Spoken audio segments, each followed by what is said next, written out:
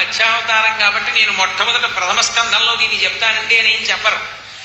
ఎక్కడో తీసుకెళ్లి చెప్తారు. నాకు జ్ఞాపకం ఉంటే బహుశా అష్టమ స్కంధంలోనో నవమ స్కంధంలోనో చెప్పారు మత్స్యావతార ఘట్టాన్ని.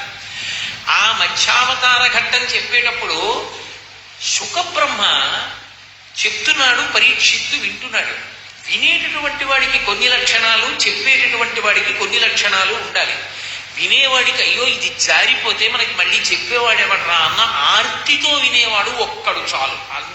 వాడి కోసం చెప్పారు భాగవతం. ఆ పరీక్షిత్తు వింటూ అన్నాడు, చేప అనేటటువంటి జీవి చాలా గొప్పదేం కాదు కదా, కేవలం నీటిలో బ్రతుకుతుంది. అందరిలా గాలిలో ఉన్న ప్రాణవాయువుని కూడా గ్రహించలేదు, నీటిలో కరిగిన ప్రాణవాయువుని గ్రహించి బ్రతుకుతుంది. పైగా జిహ్వేంద్రియానికి లొంగిపోతుంది, అందుకే అది ఎరని కొరికి చచ్చిపోతుంది. అంతటి అల్పజీవి అయినటువంటి ఒక చేప రూపాన్ని భగవంతుడు ఎందుకు పొందాడు? అసలు మత్స్యావతారంగా రావలసిన అవసరం ఏమిటి ఆయనకి? అంటే మీతో చెప్పే కదా, అవతార అంటే క్రిందికి ఉచ్చుట. ఎక్కడో ఉన్నవాడు అంటే కంటికి అందని వాడు ఈ కంటికి దొరికేటట్టుగా వచ్చాడు. ఎలా? పోనీ ఏదో మనుష్య రూపంలో రాలేదు, చేప రూపంలో వచ్చాడు. ఇదేం ప్రారంభం? చేప రూపంలో రావడం ఏంటంటే పోను మనుష్యుడిగా రాకూడదా? ఎందుకు వచ్చాడు చేపగా? చేప ఏం మంచిది కాదుగా, అంత గొప్పదేం కాదుగా. అది చేప గురించి చెప్పడానికి అప్పో చాలా గొప్పదండి, అది గోవు లాంటిదండి అని చెప్పడానికి ఏం లేదుగా. అలాంటిది మరి పైగా అగ్నిహోత్రుడి శాపం ఉంది దానికి. విపరీతంగా వేటాడి తింటారు, నిన్ను సముద్రంలో దాక్కున్నా వేటాడేస్తారు. అటువంటి చేప రూపాన్ని ఆయన పొందడం ఏమిటి? అడిగేటటువంటి పరీక్షిత్ మహారాజు గుండెల్లో ఎక్కడ దాపరికం లేని ప్రశ్న వేస్తే శుకబ్రహ్మ జవాబు చెప్తున్నారు. ఆ జవాబు చెప్పేటప్పుడు శుకుడు మాట్లాడేటటువంటి మాట ఆచార్య స్థాయిలో ఉంటాడు. శుకుడే, ఎందుకంటే శుకుడు లాంటి వ్యక్తి సృష్టిలో లేడు. శుకుడు వామదేవుడు అని ఇద్దరు మహాత్ములు. అసలు వీళ్ళిద్దరినీ భగవంతుడు ఎందుకు సృష్టించాడు అని అడిగారు. వాళ్ళు ఏం అనుభవించడానికి కర్మ లేదుగా, పుట్టుకతో వైరాగ్యం వాళ్ళకి. ఎందుకు సృష్టించాడు భగవంతుడు అని అడిగారు. అడిగితే దానికి జవాబు చెప్పలేక పెద్దలు ఒకటే మాట చెప్పారు. అందరూ చేసుకున్న పాపపుణ్యాలను భవించడానికి పుట్టేవాళ్లే అయితే ఇలాంటి వాళ్ళందరినీ కోట్ల కోట్ల కోట్ల మందిని పుట్టించి విసుగు చెందిన పరమేశ్వరుడు ఏ పాపపుణ్యాలు లేని వాళ్ళు, ఏ కర్మలు అనుభవించవలసిన అవసరం లేని వాళ్ళు, పుట్టుకతో జ్ఞాన వైరాగ్యాలున్న వాళ్ళని కూడా ఇద్దరిని సృష్టిస్తాను, ఎలా ఉంటుందో చూద్దామని సృష్టిస్తే వచ్చిన వాళ్ళు శుకబ్రహ్మ వామదేవుడు. శుకుడి కన్నా ముందు వాడు వామదేవుడు. కాబట్టి వాళ్ళిద్దరూ అంతటి జ్ఞానులు, పుట్టుకతో జ్ఞానులు. అటువంటి జ్ఞాని అయిన శుకాచార్యుల వారు మాట్లాడుతున్నారు. ఆచార్య అని నేను వాడినప్పుడు మీరు జాగ్రత్తగా అర్థం చేసుకోవాలి. ఆచార్య అన్న మాటకు అర్థం ఏంటంటే తాను ఆచరించి మనం కూడా ఆయన ఆచరణ చూసి నేర్చుకోవడానికి వీలుగా శాస్త్రాన్ని పట్టుకుంటే ఆచార్య. శాస్త్రం ఆయనకి తెలిసి ఆత్మ అనుభవంలోకి వచ్చినా ఆయన ప్రవర్తన మనకు అందకపోతే గురువత్తే. ఆచార్య అని పిలవకూడదు. భగవాన్ రమణులు ఉన్నారు, ఆయన ఏం సంధ్యావందనం చేయరు, ఆయన ఏం తల్లికి దద్దినం పెట్టరు, తండ్రికి దద్దినం పెట్టరు. అంత మాత్రం చేత ఆయన ఆత్మని అనుభవంలోకి తెచ్చుకున్నవారు కారణానికి వీల్లేదు. ఆయన ఏమీ చేయకపోయినా తనలో తాను రమిస్తూ ఆత్మగా ఉంటాడు. అది గురుస్వరూపాలంటారు వాటిని మీరు అనుకరించకూడదు. రమణ మహర్షి గోచీ పెట్టుకు తిరిగారు కాబట్టి నేను గోచీ పెట్టుకు తిరిగితే జ్ఞానిని అయిపోతారా అంటే అలా అవరు. ఆయనలా అవ్వాలి అంటే అదొక ఈశ్వర కృప. ఆయన ఎన్ని జన్మల సాధనో ఒక జన్మలో అలా అయ్యారైనా. అదే తాను శాస్త్రాన్ని ఆచరిస్తూ ఆత్మని అనుభవంలోకి తెచ్చుకున్న ఆచరణ విడిచిపెట్టారు. విడిచిపెట్టకుండా ఉన్న వాళ్ళని ఆచార్య అని పిలుస్తారు. శంకర భగవత్పాదాచార్య, శుకాచార్య, వ్యాసాచార్య, ద్రోణాచార్య, భీష్మాచార్య, కృపాచార్య, ఆచార్య అని పిలిచారు అంటే అర్థం ఏంటంటే వాళ్ళ ఆచరణ చూసి నువ్వు కూడా నేర్చుకుని ఆచరించు అని. అందుకే భీష్మాచార్యుల వారు తద్దినం పెడుతున్నాడు. తద్దినం పెడుతుంటే స్వయంగా తండ్రి శంకర మహారాజు గారు వచ్చి, ఒరే నాయనా ఇలాంటి కొడుకుని చూసి పొంగిపోయానరా, ఇది చేతిలో పెట్టు ఆ కవళమని చేయి చాపాడు. నాన్నగారు మీరేమనుకోకండి, మీరే వచ్చి చెయ్యి చాపినా తద్దినం పెట్టేటప్పుడు చేతిలో పెట్టకూడదు, దర్భల మీదే పెడతారని దర్భల మీదే పెట్టాడు. అంటే శాస్త్రాన్ని పాటించాడప్పుడు కూడా. అంత ఆచరించి చూపించిన మహాత్ములు కనుక వాళ్ళకి ఆచార్య అని పేరు. కాబట్టి శుకాచార్య అని నేనంటే మీరు దాన్ని జాగ్రత్తగా అర్థం చేసుకోవాలి. ఆచరించి చూపినవాడు అని. కాబట్టి అటువంటి శుకాచార్యుల వారు పరీక్షిత్ మహారాజు గారికి ఎందుకు భగవంతుడు శాపగా వచ్చాడో చెప్తున్నారు. చిత్తు అవతారము అన్న మాట కదూ, మధ్యావతారము మొదటి అవతారం కాబట్టి పోతన గారి ఆంధ్రీకరణ అద్భుతమైనటువంటి ఆంధ్రీకరణ చేశారు. విభుడు ఈశ్వరుండు వేద విప్ర గో సుర సాధు ధర్మ అర్థంబులంతావ తనువు దాల్చి గాలిచందంబున ఘనరూపమునను తనురూపమునను దాల్చియుండు. మరియు ఆయన గురుతయు కొరతయు గుణసంగతి వహించు. పరమేశ్వరుడనేటటువంటి వాడు అసలు అవతారంగా రావడానికి ఉన్నటువంటి ప్రధానమైన కారణం ఎక్కడున్నది అన్నదాన్ని చెప్తున్నాడు శుకాచార్యుల వారు. చెప్తూ ఆయన అన్నాడు, విభుడు ఈశ్వరుండు, ఈ లోకానికంతటికి భర్త. భర్త అంటే చేరవలసిన వాడు అని. ప్రతి ఆడపిల్ల జీవితం కూడా ఆడపిల్ల, ఆడ అంటే అక్కడికి వెళ్ళిపోతుందని. ఇక్కడ పుట్టింది కానీ ఇక్కడ ఉండదు, ఈ అమ్మాయి వెళ్ళిపోతుంది. ఆడపిల్ల అక్కడికి వెళ్ళిపోతుంది. ఎక్కడికి? ఆమె భర్త ఎక్కడున్నాడో అక్కడికి వెళ్ళిపోతుంది. అందుకని ఆడపిల్ల. విభుడు అంటే మనందరం కూడా ఆడపిల్లలమే. శాస్త్రంలో మనందరం ఎవరిని చేరుకోవాలి? పరమేశ్వరుణ్ణి చేరుకోవాలి. అందుకని ఆయన పతిం విశ్వస్యాత్మేశ్వరగుం శాశ్వతగుం శివమచ్యుతం అని. అటువంటి పతి అయిన పరమేశ్వరుడు ఉన్నాడే ఆయన విభుడు ఈశ్వరుండు వేద విప్ర సుర సాధు గో ధర్మ అర్థముల్ కావ తనువు దాల్చి. అసలు అవతారము అంటే ఒక శరీరంతో భగవంతుడు ఎందుకు కిందకి దిగి వస్తాడో చెప్తున్నాను వినవయా పరీక్షిత్ మహారాజా. కొన్నిటిని ఈశ్వరుడు రక్షించాలనుకుంటాడు. వీటిని రక్షించేటప్పుడు వస్తాడు కిందకి, ఓ రూపంతో వస్తాడు. వేటినో తెలుసా? వేద. మొట్టమొదట అన్నిటికన్నా ఆయనకి ప్రధానమేది అంటే వేదాన్ని రక్షించాలి. అందుకే వేదము ప్రమాణం. ఆ ప్రమాణమైనటువంటి వేదాన్ని రక్షించడానికి అవతార స్వీకారం చేస్తాడు. వేద విప్ర. ఆ వేదం చదువుకుని వేదం ఎలా చెప్పిందో అలా బ్రతుకుతున్న వాళ్ళని రక్షించడానికి ఆయన కిందకి దిగొస్తాడు. వేద విప్ర గో. ఆవుల్ని హింస చేయడం ఎక్కువైపోతే లోకంలో అప్పుడు క్రిందకి దిగొచ్చి గోవుల్ని ఇబ్బంది పెడుతున్న వాళ్ళందరినీ కూడా సంహరిస్తాడు. కాబట్టి వేద విప్ర గో, వీటితో పాటుగా సుర, దేవతల్ని రక్షించడానికి అవతార స్వీకారం చేస్తూ ఉంటాడు. ఒక్కొక్కసారి దేవతల్ని ఇబ్బంది పెడుతుంటారు. రావణాదులు దేవతల్ని ఇబ్బంది పెట్టారు, అప్పుడు రామచంద్రమూర్తిగా వచ్చాడు. కాబట్టి సుర సాధు, పరమ భక్తులైన వాళ్ళు భగవంతుణ్ణి ఇలా చూడాలనుకుంటే వాళ్ళ కోసం వస్తాడు. ధర్మాన్ని రక్షించడానికి వస్తాడు. ధర్మం అంటే వేదం ఎలా చెప్పిందో అలా బ్రతకడాన్ని ధర్మం అంటారు. ఆ ధర్మాన్ని కాపాడడానికి వస్తాడు. అర్థ అంటే సమస్త సుఖ సాధనములకు అర్థములని పేరు. అర్థము అంటే డబ్బు కాదు, సుఖ సాధనములన్నిటికీ అర్థం అనే పేరు. నాకు ఇల్లుందనుకోండి అర్థం, నాకు ఒక పరుపు ఉందనుకోండి అర్థం, నాకు పంచి ఉంటే అర్థం, నాకు లాల్చి ఉంటే అర్థం. ఇవన్నీ అర్థములే. ఈ అర్థము ధర్మంతో ముడిపడితే ఈశ్వరుడు రక్షిస్తాడు. ఈ అర్థము ధర్మంతో ముడిపడలేదనుకోండి, దీన్ని సర్వనాశనం చేస్తాడు, నాశనం చేయడానికి వస్తాడు. అప్పుడు చిత్రం ఏమిటంటే దొంగగా కూడా వస్తాడు. ఒక్కొక్కసారి దొంగగా కూడా వచ్చి ఎత్తుకుపోతాడు, ఒక్కొక్కసారి ప్రభుత్వంగా ఎత్తుకుపోతాడు. ఎందుకంటే అధర్మంతో కూడినటువంటి అర్థాన్ని ఈశ్వరుడు తీసేస్తాడు. కాబట్టి ధర్మ అర్థముల్గావ తనువు దాల్చి అందుకుని శరీరాన్ని పొందుతాడు. అప్పుడు ఏ రూపంలో వస్తే బాగుంటుందో ఆ రూపాన్ని తీసుకుంటాడు. అంతేగాని నువ్వు చేపని పట్టుకుని, చేప అంటే తినేస్తారుగా, చేప అంటే నీళ్లలో ఉంటుందిగా, చేప ఏముంది ఇలా పట్టుకుని పడేయచ్చుగా అని అనడానికి వీల్లేదు. చేపగా వస్తే ఉపకారం జరుగుతుంది అనుకుంటే చేపగా వస్తాడు. ఆయన ఏ శరీరాన్ని పొందాలనుకుంటాడో ఆ శరీరాన్ని అలా పొందేస్తాడయా, అది ఆయన లక్షణం. కాబట్టి తనువు దాల్చి గాలిచందంబున ఘనరూపములను తనురూపములను తగిలియుండు. గాలి గురించి చెప్తూ వాల్మీకి మహర్షి ఒక మాట అంటారు, అశరీర శరీరేషు వాయు చరతిపాలయం అంటారు. వాయువుకి శరీరం ఉండదు. శరీరము లేని వాయువు అన్ని శరీరములలోకి పెడతాడు. ఇప్పుడు మన శరీరాలు ఉన్నాయి, వాయువుకి శరీరం లేదు. లేదు కాబట్టి వాయువు శరీరాల్లో పెడతాడు. వాయువు శరీరంలోకి వెళ్ళి బయటికి వచ్చేటప్పుడు నియతి వేగంతో వెళ్ళి నియత వేగంతో వచ్చాడు అనుకోండి, సుఖం అని పిలుస్తారు.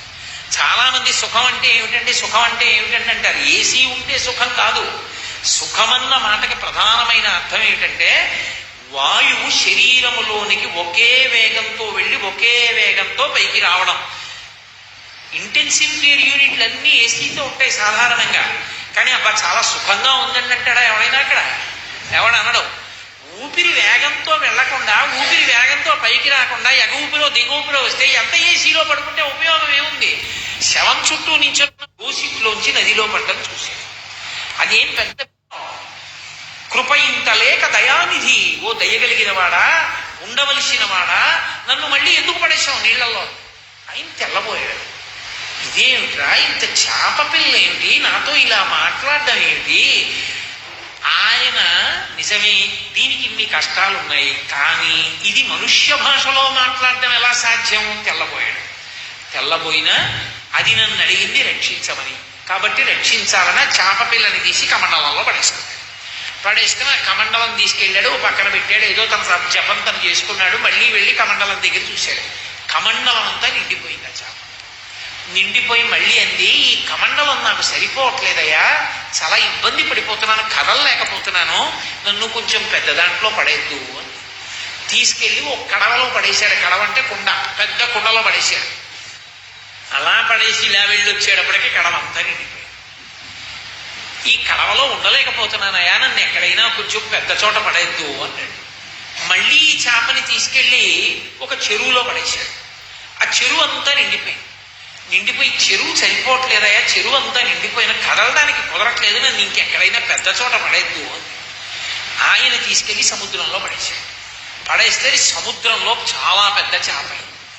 ఇప్పుడు సత్యవ్రతుడు అన్నాడు, నేను ఇంతకాలం తపస్సు చేస్తే నా తపస్సుని మెచ్చి ప్రత్యక్షమైన విష్ణు భగవానుడు నువ్వే ఈ రూపాన్ని ధరించావు. ఎందుచేత అంటే ఒక చేపకి ఉండకూడని రెండు విషయాలు నీ ఎందుకు కనపడుతున్నాయి. ఒకటి మనుష్య భాషలో మాట్లాడదు, రెండు ఇంత త్వరగా ఎదగదు. ఇంత త్వరగా ఎదుగుతూ మనుష్య భాషలో మాట్లాడుతూ నా చేత రక్షణ పొందుతున్నవాడిలా నటిస్తున్న లోకరక్షకుడవి నువ్వు. నన్ను అనుగ్రహించడానికి చేపలా వచ్చావు, కానీ నేను తపస్సు చేసింది విష్ణు స్వరూపాన్ని చూడాలని, నువ్వు వచ్చింది మధ్య రూపంగా వచ్చావు. ఏమిటి తమాషా, ఇలా ఎందుకు వచ్చావు అని అడిగాడు. ఆయన అన్నాడు, ఏమీ లేదో ఈ సత్యవ్రత, బ్రహ్మగారికి ఒక పగటి కాలం పూర్తయిపోతోంది అన్నాడు. ఒక కల్పం పూర్తయిపోతే మనకి ఇప్పుడు మనం శ్వేతవరాహ కల్పే అని కదా సంకల్పం చెప్తున్నాం. ఈ శ్వేతవరాహ కల్పం అంతా పూర్తయిపోతే బ్రహ్మగారికి ఒక పగటి కాలం పూర్తయిపోతుంది. బ్రహ్మగారికి ఒక పగటి కాలం పూర్తయితే, ఒక కల్పం పూర్తయితే వీపు నిప్పెడుతుంది. ఈ వెన్నుపూసలు నొప్పుడతాయి. కూర్చుని అదే పనిగా పుర్రెల మీద నుటి వ్రాతలు వ్రాస్తూ ఉంటాడు కదూ. అసుర సంధ్య వేళ అవుతుంది. అబ్బా ఒక పగటి వేళ అయిపోయింది, సరస్వతి వీపు నిప్పెడుతోంది, కాసేపు పడుకుంటానని ఎక్కడ ఉన్నవాడు అక్కడే అలా కింద పడుకుని ఆ ఉత్తరీయం వేసేసుకుని పడుకుని 4 తలకాయల కింద చేతులు పెట్టుకుని గుర్రు పెడతాట. సరస్వతీదేవి భర్త గారు పడుకున్నారని ఆవిడ కూడా పమిట నిండుగా కప్పుకుని ఆవిడ పడుకుంటుంది పక్కన. ఒక పగటి వేళ బ్రహ్మగారి ఆయుర్దాయం పూర్తయితే మనకి ఒక కల్పం పూర్తవుతుంది. బ్రహ్మగారికి ఒక పగటి వేళ పూర్తవుతోంది కాబట్టి ఆయన ఇప్పుడు సృష్టిని ఆపుతాడు, ఆపి పడుకుంటాడు. బ్రహ్మగారు అలా నిద్రపోతే ప్రళయం ఉన్న ఉండవిక అద్భుతమైనటువంటి వర్షం ప్రారంభమవుతుంది. ఇవాల్టి రాత్రి నుంచి 7వ నాటి రాత్రి దాటిన తర్వాత వాన మొదలవుతుంది. ఆ వాన ఇక ఎడతెరిపి ఉండదు. అంత భయంకరమైనటువంటి వర్షం వడగండ్లతో పడుతుంది. సముద్రములన్నీ నిండిపోతాయి. నిండిపోయి చెలియని కట్టలు దాటి భూమి మీదకు వచ్చేస్తాయి. వచ్చినప్పుడు సమస్త జీవులు కూడా నీటిలో పడిపోతారు. సూర్యచంద్రులకి గతి ఉండదు. అంటే గతులంటే ఇక కదలికలు ఉండవు. సూర్యచంద్రులు కదలదు కాబట్టి ప్రపంచమంతా కూడా కటిక చీకటితో నిండిపోతుంది. అంత కటిక చీకటిలో నిండిపోయిన తరువాత ఈ ప్రళయ జలాలు భూమిని అంతటినీ కప్పేస్తాయి. కప్పేసినప్పుడు సమస్త భూతములు మరణిస్తాయి. అదిగో అటువంటి ప్రళయం వచ్చేటటువంటి సమయం ఆసన్నమైంది. ఒక్క వారం రోజులే ఉంది. ఆ వారం రోజుల తరువాత ఎక్కడ ఈ సముద్రపు టొట్టును నీకు నేను కనపడ్డానో అక్కడికి నా ఆజ్ఞ చేత ఒక నావ వస్తుంది. ఆ నావలోకి నువ్వు ఎక్కినప్పుడు ఓషధుల మూటలు కొన్నిటిని పెట్టుకో, కొన్ని ధాన్యపు మూటలు పెట్టుకో. ఎక్కడెక్కడ ఉన్నా సప్తర్షులు వచ్చి ఈ ఓడ ఎక్కుతారు. బ్రహ్మాండమైనటువంటి సముద్ర ప్రవాహం వచ్చేస్తుంది. ఇప్పుడు కెరటాలు వస్తాయి. ఆ కెరటాలు వచ్చినప్పుడు తట్టుకోలేవు. అలాగే జాగ్రత్తగా కటిక చీకట్లో ఈ ఓడ ఎటు వెడుతోందో తెలియాలంటే ఒక్కటే ఆధారం, నీ ఓడలో కూర్చున్న సప్తర్షుల శరీరముల నుండి వింత వింత కాంతులు పైకొస్తాయి. ఆ కాంతిలో నీకు కనపడుతుంది ఆ చీకట్లో సముద్రం. నువ్వు అలా వెడుతున్నప్పుడు ఈ ఆటుపోట్లక ఓడ తట్టుకోదు, పడిపోవాలి. పడిపోకుండా నేను పక్కన నుండి కాపాడతాను. అంత పెద్ద చాపనై ఆ వస్తున్న కెరటముల నుండి ఆ ఓడని కాపాడతాను. బాగా పెరిగిపోతుంది ప్రవాహం. అప్పుడు ఈ ఓడ దగ్గరికి ఒక పాము వస్తుంది. ఆ పావుని ఈ ఓడకి ఉన్నటువంటి ఒకవైపు స్తంభానికి కట్టి రెండవ వైపు తీసుకొచ్చి నా తోకకేసి కట్టు. ఈ ఓడ పడిపోకుండా నేను తీసుకెళ్లి నిన్ను రక్షిస్తాను. రక్షించి ఏం చేస్తానో నువ్వు చూస్తూవాలి. కాబట్టి ఆ సమయానికి ఎలా కాపాడడానికి అవకాశం ఉంటుందో ఆ రూపాన్ని ధరించాడు. అందుకని మత్స్యావతారం వచ్చింది. ప్రళయకాలం ఎలా ఉంటుందో, ప్రళయకాలంలో ప్రయాణం చేసిన ఋషులు ఎలా ఉంటారో, ప్రళయకాలంలో అసలు ఎలా ఉంటుంది అన్నది చూసిన వాడు ఒకడు ఉండాలి. వాడి ద్వారా అందాలి. అందడానికి అంతటి మహాభక్తి తత్పరుడైనటువంటి ఆ సత్యవ్రతుడనేటటువంటి రాజు ద్వారా మత్స్యావతార వైభవాన్ని లోకానికి అందించడానికి మత్స్యమూర్తి అయి వచ్చాడు. వచ్చి ఆయన దర్భశయనం చేశాడు. దర్భల మీద పడుకున్నాడు. 7 రాత్రులు. వర్షం మొదలైంది. సముద్రపు ఒడ్డుని నించున్నాడు. నావ వచ్చింది. సప్తర్షులతో ఓషధీ మూటలతో కలిసి ఎక్కాడు. శ్రీ మహావిష్ణువు చెప్పినట్టే బ్రహ్మాండమైనటువంటి ప్రవాహం. ఓహో ఒడుదుడుకులు, పెద్ద కెరటాలు వచ్చేస్తున్నాయి. ఎక్కడ నుంచి వచ్చాడో మహానుభావుడు పెద్ద మత్స్యమూర్తి అయి వచ్చాడు. అన్ని సముద్రాలు కలిసిపోయేగా భూమండలం అంతా ఏకమైపోయింది. నీటికయ్యగా మారిపోయింది. కొన్ని లక్షల యోజనముల పొడవు కలిగినటువంటి మత్స్యమూర్తి చాప ఎలా ఎగురుతుందో అలా ఒక్కొక్కసారి నీటిలోంచి ఆకాశంలోకి ఎగురుతూ, ఒక్కొక్కసారి పెద్ద కెరటాలు వచ్చినప్పుడు అడ్డొచ్చి వెనక్కి తోస్తూ, ఈ ఓడని పడగొట్టడానికి జలచరాలు వస్తే వాటిని తింటూ, ఈ ఓడ ఊగిపోతున్నప్పుడు తన శరీరంతో మళ్ళీ కుదిపి దాన్ని నిలబెడుతూ వెడుతున్నాడు. కొంత దూరం వెళ్ళేటప్పటికి ప్రవాహం ఎక్కువైపోయింది. ఇక లోకములన్నీ లయమైపోవాలి. ఏదీ మిగలకూడదు. ఇక ఎక్కడ ఏదీ మిగలడానికి వీల్లేదు. అటువంటి సమయంలో ఆ ఓడ దగ్గరికి ఒక పాము వచ్చింది. ఒక పాము వచ్చింది అంటే మీరు ఒక్కటే ఆలోచన చెయ్యవలసి ఉంటుంది. ఆయన వెంట ఎప్పుడు ఉండేవాడు శేషుడి. కాబట్టి ఆ పాము ఒకవైపు ఓడకి కట్టి, ఒకవైపు ఆ మత్స్యం యొక్క తోకకేసి కట్టాడు. ఇప్పుడు ఆ సముద్ర జలాల్లో, ప్రళయ జలాలలో తీసుకెళ్లి సప్తర్షుల్ని, సత్యవ్రతుణ్ణి తీసుకెళ్లి నిలబెట్టాడు. ఆ ఓడ ఊగిపోకుండా అలాగే నిలబడింది. కటిక చీకటి, గాఢాంధకారం, ఒక్క జీవి అన్నది లేదు. సమస్తం ప్రళయంలో వెలిగిపోయింది. అదే మార్కండేయాయుష్యు అంటారు. అప్పుడే వేరొక పురాణంలోంచి చెప్పినప్పుడు అన్ని లోకాలు లయమైపోతే మార్కండేయుడికి ఒక్కడికి మాత్రం ఆ కల్పాంతమనందు కూడా ఆయన శరీరం విడిచిపెట్టడం. ఆయన ఒక్కడు సముద్రంలో ప్రయాణించి వెళ్ళాడు సత్యవ్రతుడితో పాటుగా. వెళ్ళినప్పుడు వటపత్రశాయి అయి దర్శనమిచ్చాడు. ఒక రావి చెట్టు ఒక్కటి మిగిలితే రావి చెట్టు ఆకు మీద పడుకుని దర్శనమిచ్చాడు. ఇచ్చి జ్ఞానబోధ చేశాడు. ఇక్కడ ఈ సత్యవ్రతుడు ఉన్నటువంటి ఈ నావ ఒక్కటి వెళ్ళి ఆ సముద్ర జలాలలో ఆవలి బొడ్డు వైపుకి నిలబడింది. అక్కడ మహానుభావుణ్ణి కూర్చోపెట్టి వేద జ్ఞానాన్నంతటినీ కూడా అందించి బ్రహ్మజ్ఞానాన్ని బోధ చేశాడు. ఆ బ్రహ్మజ్ఞానము ఒక్కసారి ఎరుకలోకి రాగానే సత్యవ్రతుడికి తాను ఆత్మ అన్న విషయం ఎరుకలోనికి వచ్చింది. ఆయనతో పాటుగా సప్తర్షులు కూడా విన్నారు. విన్న తరువాత ఒక మాట చెప్పాడు. 7వ రాత్రి పూర్తయిపోతోంది. రేపు ఉదయం 8వ రోజు. రేపు ఉదయానికి బ్రహ్మగారు మళ్ళీ నిద్రలేస్తారు. ఎందుకంటే ఆయనకి రాత్రి పూర్తయిపోతుంది. ఇంత ప్రళయం జరిగిన తరువాత లేస్తాడు. ఈశ్వరుని యొక్క సంకల్పంలో, ఈశ్వరుని కాలమానంలో 7 రాత్రులు 7 పగళ్ళు ఆ ప్రళయం జరిగిన తరువాత బ్రహ్మగారు లేస్తారు. కాబట్టి బ్రహ్మగారు నిద్రలేచిన తర్వాత మళ్ళీ సృష్టి ప్రారంభం అవుతుంది. ఈ సముద్ర జలాలన్నీ భూమి నుంచి వెనక్కి వస్తాయి. మళ్ళీ భూమి ప్రారంభమవుతుంది. అప్పుడు మొట్టమొదటి సృష్టిలో మనుష్యులకందరికీ కూడా ప్రథముడిగా మనువు అన్న పేరుతో నువ్వు వస్తావు. అందుకే మానవ అని పేరు. మనందరం మనువు యొక్క సంతానం కాబట్టి మనకి మనుష్యులు మానవులు అని పేరు. ఆ మొట్టమొదటి వాడిగా నువ్వు వస్తావని శ్రాద్ధదేవుడు అని పేరు పెట్టి వివస్వంతుడు అంటారు. అందుకే సూర్యనారాయణమూర్తి గురు పరంపరలో ఒకడవుతాడు. వివస్వన్ అని పేరు ఆదిత్య హృదయంలో కూడా. ఆ వివస్వంతుడు అనేటటువంటి పేరు కలిగిన సూర్యనారాయణమూర్తికి కుమారుడిగా శ్రాద్ధదేవుడై రాజుగా వచ్చి మొదటి మనువై మళ్ళీ సృష్టి ప్రారంభం జరిగింది.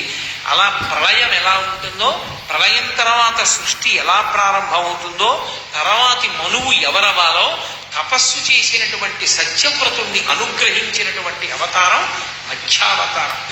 ఆ మత్స్యావతారం స్వీకరించడానికి 2 కారణాలు. ఒకటి, ప్రళయ జలముల యందు సత్యవ్రతుణ్ణి నిలబెడితే తప్ప, ఎవరో ఒక్కడైనా అనుభవాన్ని చూస్తే తప్ప అసలు మనకు ఎలా అందుతుంది ప్రళయం ఎలా ఉంటుందో. ఆ ప్రళయాన్ని సత్యవ్రతుడు చూశాడు కాబట్టి, సత్యవ్రతుడికి ఎలా మత్స్యమూర్తి అవతారంలో ప్రళయాన్ని చూశాడో వర్ణింపబడింది కాబట్టి ప్రళయాన్ని, ప్రళయం తర్వాత సృష్టిని మనం తెలుసుకోగలిగాం. ఇంతలో ఒక చమత్కారం జరిగింది. ఎప్పుడెప్పుడు భగవానుడు ఒక్కడే మిగులుతాడో అక్కడక్కడ ఒక రాక్షసుడు కూడా పుడుతుంది. ఎక్కడి నుంచి పుడతాడండి? మరి ఇంతమంది వెళ్ళిపోయారు కదా, ఇంతమంది ప్రళయంలో వెళ్ళిపోతే మరి రాక్షసుడు మాత్రం ఎక్కడి నుంచి పుడతాడు ఈశ్వర కృప లేకుండా అంటారేమో. ఇదే సనాతన ధర్మం యొక్క గొప్పతనం. సనాతన ధర్మంలో పాడు చేయడానికి ఎవడో ఓడు, బాగు చేయడానికి భగవంతుడు, భగవంతుడిని నమ్ముకుంటే వాడు భయపడుతూ ఉండడం, వాడు భయపెడితే భగవంతుడి మీద భక్తి లేకపోవడం, ఇలాంటి అర్థం లేని మాటలు ఉండవు. భయపెట్టినా భగవానుడే, భయం తీర్చినా భగవానుడే. అది సనాతన ధర్మం యొక్క గొప్పతనం. ఎవరినైనా భయపెట్టాలనుకోండి, భగవంతుడే భయపెడతాడు. భయకృత్ భయనాశన అని విష్ణు సహస్రంలో నామాలు ఉన్నాయా లేవా? భయకృత్ అంటే భయపెట్టువాడు అని, భయనాశన అంటే భయాన్ని పోగొట్టువాడు అని. అందుకే మీరు చూడండి, రుద్రాధ్యాయంలో శివలింగానికి అభిషేకం చేస్తూ నమస్తే అస్తు ధన్వనే బాహుభ్యాముతే నమః అంటూ మొదలవుతుంది. ఈశ్వరా నీ చేతులకో నమస్కారం, ఆ ధనస్సుకో నమస్కారం, పిల్లలను ఏదో తప్పు చేశాను తీసేయండి తీసేయండి తీసేయండి అంటారు. ఉభయతర నమస్కారం చేస్తారు. మనం తప్పులు ఎక్కువ చేశామనుకోండి, ఆయన ఘోర రూపంతో కనపడతాడు, ఎరా అని ఇలా చూపిస్తాడు. అప్పుడు కష్టాలు వచ్చి పడిపోయి అనుకోండి, అదే ఘోర రూపంతో ఇస్తాడు కష్టాన్ని.